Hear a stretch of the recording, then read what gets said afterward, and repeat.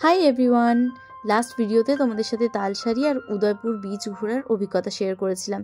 তার সাথে সমুদ্রে স্নান করতে গিয়ে বাবার যে পায়ে খুব জোরে লেগেছিল সেটাও শেয়ার করেছিলাম।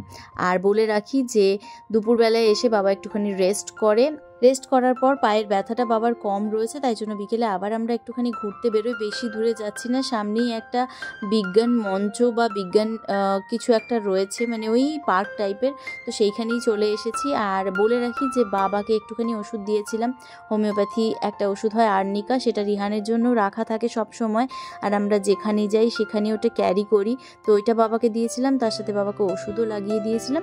তো সেই সব মিলিয়ে বাবার পাটা কমই রয়েছে। আর যদি কম নাও থাকতো না, আমি বলছি বাবা ঠিক মানে আমাদের সাথে আসতো। তার কারণ হচ্ছে বাবা ওইটাই মনে করছে যে হয়তো আর এই একটা বেলা রয়েছি, তাহলে আর রুমে কেন বসে থাকবো। তো যাই হোক, চলে এসেছি আমরা। এসেই প্রথমে ঢুকেই রিহান দেখতে পেয়েছে একটা পিয়ানো। সেই পিয়ানোটা দেখে রিহান তো খুব খুশি।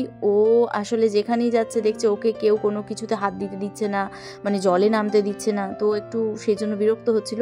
তো এখানে ওকে মন ভরে আনন্দ করতে দিয়েছি। দেন আমরা চলে এসেছি একটা ক্ল্যাপ ট্রির সামনে। তোমাদেরকে বললাম না, বিজ্ঞান নিয়েই সব কিছু এই পার্কটাতে রয়েছে। তো ভেতরে দেখো মিউজিয়ামের মতো, অ্যান্ড বিভিন্ন রকম সায়েন্টিফিক ব্যাখ্যাও করা রয়েছে কোনটা কি কারণে হচ্ছে। তো এখানে ক্ল্যাপ করলে লাইটগুলো জ্বলে, কিছু সেন্সর রয়েছে আই গেস। আর তারপরে একটা ভুলাইয়ার মতো বেশ সুন্দর একটা জায়গা রয়েছে, যেখানে আমরা প্রথমে ঢুকেছিলাম। তো আমরা ভুল দিকে চলে যাচ্ছিলাম, বাট রিহানকে যখন ঢোকালাম না, তোমরা দেখবে রিহান কিন্তু একবারও ধাক্কা খায়নি। বেশ মজা লেগেছে আমার ব্যাপারটা, যে রিহান কিন্তু আমাদের থেকে বেশি বুদ্ধিমান আমার যা মনে হলো। মানুষের গায়ে ধাক্কা লাগছিল, বাট ও কিন্তু একদম কাঁচের মধ্যে ধাক্কা খায়নি, ও খুব মজা পেয়েছে।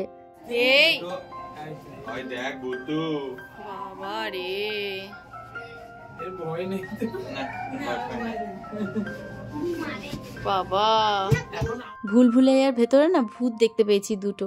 আমরা প্রথমবার দেখে একটু ভয় পেয়ে গেছিলাম, বাট রিহান কিন্তু একটুও ভয় পায়নি। তাই আশেপাশের লোকজন জিজ্ঞেস করছে ও কি ভয় পায় না। যাই হোক, আবার ঘুরতে ঘুরতে এদিকে এসে একটা খুব সুন্দর জিনিস দেখতে পেলাম। এখানে দেখো দেখা যাচ্ছে যে একটা মোনালিসার ছবি, বাট এটা কিন্তু কোনো পেন্টিং নয়। বিভিন্ন রকমের ছোট ছোট ছোট ছোট ছবি দিয়ে এই গোটা মোনালিসার যে একটা এফেক্টটা তৈরি করা হয়েছে, এত সুন্দর দেখতে লাগছে ওটা। ওদিক থেকে আবার ঘুরে আমরা আরও ভেতরে অনেক কিছু রয়েছে, মানে গোটা সাইকেল, মানুষের গোটা লাইফ সাইকেল নিয়ে, বিভিন্ন প্রাণীর গোটা লাইফ সাইকেল নিয়ে অনেক কিছু রাখা রয়েছে ওখানে। মানে সময় নিয়ে যদি দাঁড়িয়ে দেখতে পারো তাহলে অনেক কিছু জানতে পারবে। এইদিকে চলে এসো এসো এসো, এই যে পাপা ডাকছে।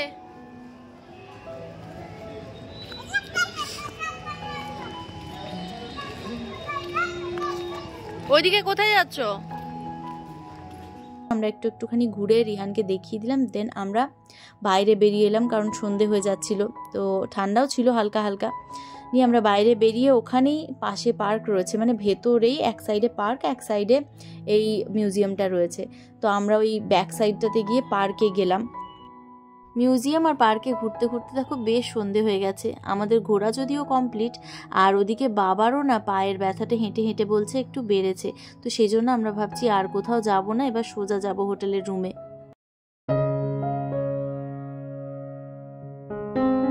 গুড মর্নিং সবাইকে। গতকাল রাত্রে আমরা ভেবেছিলাম তো তাড়াতাড়ি ফিরবো, কিন্তু শপিং করে ফিরতে আমাদের অনেকটাই রাত হয়ে গেছিলো, তাই রাতে আর তোমাদের সাথে দেখা করা হয়নি। যাই হোক, সকাল সকাল উঠেই যখন সমুদ্রটা চোখের সামনে দেখলাম না, তখন জাস্ট মনে হলো মনটা ভরে গেল। আর কিচ্ছু মনে হচ্ছে জীবনে চাই না। এরকম দৃশ্য যদি প্রতিদিন সকালে দেখতে পেতাম কি ভালোটাই না হতো বলো। তো আমরা সবাই এবার একে একে রেডি হচ্ছি। দুদিনের এই ছোট্ট ট্রিপটা আমাদের শেষ আজকে সবাই বাড়ি ফিরবো। আর রিহান দেখো ঘুম থেকে উঠে নিজের খেলনা নিয়ে ব্যস্ত। এখানে এসে অনেকগুলো আরও খেলনা কেনা হয়েছে, তো তাই জন্য ওর ন্যাপির প্যাকেটটাতে সব খেলনাগুলোকে ভরেছি।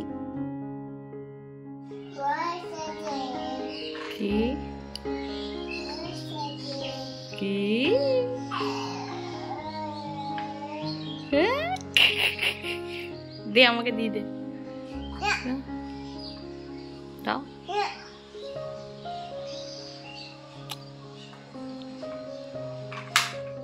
একে একে সবাই রেডি হয়ে নিচে নামছে, আর এদিকে আমাদের জিনিসপত্রগুলো একটু একটু করে নিচে নিয়ে যাওয়া হচ্ছে। হোটেলে যারা স্টাফ ছিলেন ওনারাই আমাদেরকে হেল্প করছিলেন।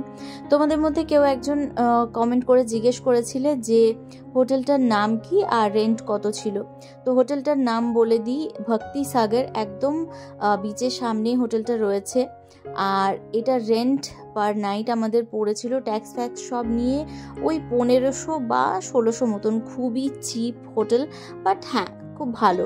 তো তোমরা ট্রাই করতে পারো, আর আমাকে জানিও যদি তোমরা ট্রাই করো।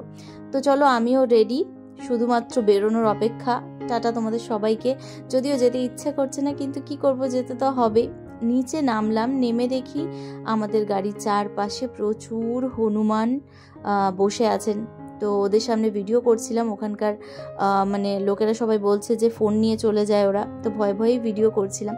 যাই হোক, ওইদিকে আবার হনুমান দেখার পর বেরোবো কি, আমার আর মায়ের ইচ্ছে হলো লাস্টবার একবার সমুদ্র দেখে যাই। ছোটোবেলায় একবার পুরী গেছিলাম, আমার মনে আছে। আমি না, বাবা আমাকে বলছে যে টাটা করে দে সমুদ্রকে। তো আমি কি সুন্দর বাচ্চা, তো তখন বলছি সমুদ্র টাটা, আর এদিকে নিজেই কাঁদছি। সমুদ্র ছেড়ে যাওয়ার সময় আমার না, সত্যি বলছি, এত কান্না পায়। তো সেই দিনটা আমার না ওই দিন মনে পড়ছিল যে কেমন ছোটোবেলায় কাঁদতাম, মানে কেঁদেছিলাম আর বলছিলাম সমুদ্র টাটা, আমি আবার আসবো, তুমি ভালো থেকো। তো সেরকমই এক এক সময় মনে হয় ছোট বাচ্চা হয়ে যাই, সহজ সরল, কিছু বুঝি না। ওখান থেকে বেরিয়ে আমরা সোজা চলে এসেছি কোলাঘাটের কাছে, মানে কোলাঘাট পৌঁছেও গেছি। ওখানে একটা হোটেলে আমরা দাঁড়িয়েছিলাম, নিয়ে আমরা ঠিক করলাম একটুখানি ভাত খাবো, কেননা একটু ভাত না খেলে না বেশ গোটা দিনটা ভালো লাগে না। তো ওখানে দাঁড়িয়ে একটুখানি ভাত খেলাম, আর রিহানকেও একটুখানি দই ভাত খাইয়ে দিলাম। রিহানকে একটু পেট ভরে খাইয়ে দিলে না আমরা অনেকটা নিশ্চিন্ত হয়ে যাই। বাকি এবার যে রাস্তাটুকু রয়েছে ওই রাস্তাটুকু ও আরামসে চুপচাপ যাবে, কিন্তু ওর পেটে যদি খিদে রয়ে যায় না, তাহলে ওর নিজেও ইরিটেট হয় আর ও আমাদেরকেও চুপ করে বসতে দেয় না। তো এই হোটেলটাতে তো এর আগে জীবনে কোনো দিন খাইনি, হঠাৎ করে এই হোটেলটার সামনেই আমরা দাঁড়িয়েছিলাম। তো বেশ পরিষ্কার পরিচ্ছন্ন আর বেশ ভালো খাবার ছিল। সব থেকে ভালো ব্যাপার ছিল ভাতের সাথে না একটা করে মিষ্টি ছিল। তো আমরা যে কি খুশি হয়েছিলাম।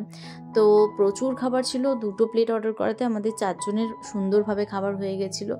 তো সেখান থেকে খাওয়া দাওয়া সেরে নিয়ে আমরা আবার বেরিয়ে পড়ি বাড়ির উদ্দেশ্যে। আর এখানে আমরা চলেও এসেছি। তো পিঙ্গল একটুখানি দুধ নিতে সামনের দোকানগুলোতে গেল, কারণ বাড়ি গিয়ে সবারই চা খেতে ইচ্ছে করবে। এইদিকে ড্রাইভারের সিট খালি দেখে রিহানবাবু গিয়ে ড্রাইভারের সিটে বসে পড়েছে। ও কিছুতেই উঠবে না ওখান থেকে, আর পাপাকে বসতেও দেবে না।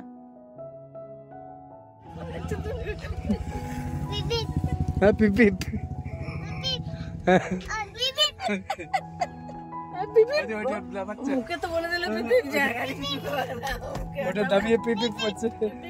চলো ওঠো, দেখি কোলে বসতে হবে, কোলে কোলে হ্যাঁ কোলে বসে, কোলে বসে। দাঁড়া, সিটটা পেছাতে হবে তো, লাগবে না তো। দাঁড়া একটু বেটু, এটা কি বাড়ি ফিরে চাটা খেয়ে সবাই রেস্ট করার মুডে রয়েছে। যদিও রিহানবাবুর এনার্জি একটু কম হয়নি, ও বাবার সাথে খেলা করে যাচ্ছে। আর লাস্টের যে ভিডিওগুলো আমি শ্যুট করেছিলাম না, সব ডিলিট হয়ে গেছে। তো এইখানেই আমি আমার ভিডিওটা শেষ করব। আশা করছি তোমাদের এই ভিডিওগুলো ভালো লেগেছে। ভালো লেগে থাকলে লাইক, শেয়ার, কমেন্ট আর চ্যানেলটা সাবস্ক্রাইব করো। টাটা।